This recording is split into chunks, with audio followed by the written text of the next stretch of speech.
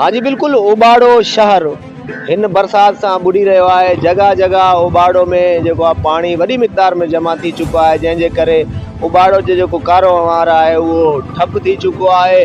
दुकानदार परेशान आहिनि, शहरी परेशान आहिनि, नंढा वॾा ॿार परेशान आहिनि, निमाज़ी परेशान आहिनि। हर तरफ़ जेको आहे पाणी जमा थियण सबबि शहरी शदीद मुश्किलात खे मुंहुं ॾेई रहिया आहिनि।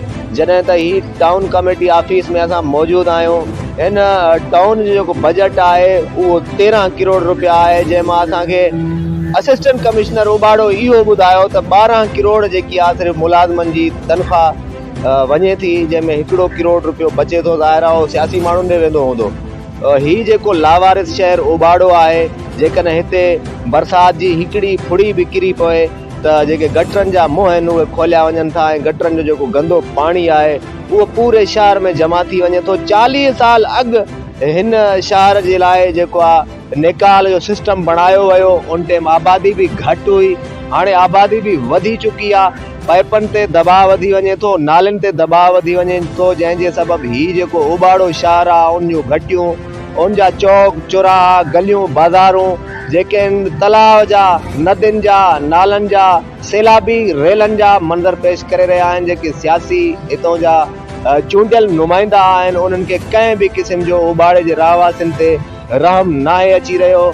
नई ही जेके टाउन कमेटी जा मुलाज़िम आहिनि, असांखे त इहा बि ॼाण मिली आहे त टाउन कमेटी में समें अहिड़ा मुलाज़िम जेके भंगी जी पोस्ट ते भर्ती थियल आहिनि, उहे वॾेरनि जे बंगलनि ते सफ़ाइयूं कनि था ऐं उन खां अलावा जेके सफ़ेद पोश आहिनि, माशरे जा हिकिड़ा इज़तदार शहरी सॾाए करे घुमनि था, मुफ़्त जूं पघारूं खणनि था ऐं हिननि जेके गाॾियुनि ऐं जेके निकाल जे लाइ पंप आहिनि उन जे लाइ जेको तेल अचे थो अलाए कंहिंजी जेब में वञे थो।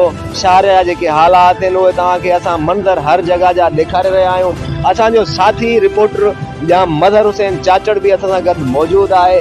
अचो त उन्ही खां हिन लावारिस शहर जे मुतालिक़ दरियानि ऐं जेके निकाल जे लाइ पंप आहिनि उन जे लाइ जेको तेल अचे थो अलाए कंहिंजी जेब में वञे थो।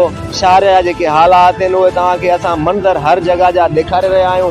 असांजो साथी रिपोर्टर या मज़हर हुसैन चाचड़ बि असां सां गॾु मौजूदु आहे।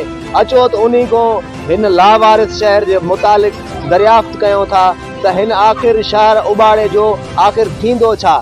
ही थोरे ई फ़ासिले ते पावर मोहल्ला आहे, हिते जेके आहिनि त पब्लिक स्कूल बि क़ाइमु थियल आहिनि। उते टाउन कमेटी ऑफिस जे तक़रीबन चंद मीटरनि जे फ़ासिले ते गोॾे जेॾो पाणी जमा आहे। ही टाउन ऑफिसर अलाए कंहिंजी कमदारी करे रहियो आहे, जेको आवाम जी ख़िदमत जे लाइ मुंतख़िब थियल हुयो। वधीक असां पंहिंजे साथी रिपोर्टर या मज़हर हुसैन चाचड़ खां पुछूं था, जाम हिन शहर जो थींदो छा आख़िर। जी मजीद, मूंखे हिकिड़ो शहर यादि अची वियो आहे त हिन शहर उबाड़ो जेका हालति आहे त कारे जी तोहमत में कुठल उन नारी वांगुरु असांजे शहर उबाड़ो जी हालति आहे, जंहिंजे लाश खे दफ़नायो बि न वञे। असिस्टेंट कमिश्नर ऑफिस पाण सां कुझु फुटनि जे फ़ासिले ते आहे।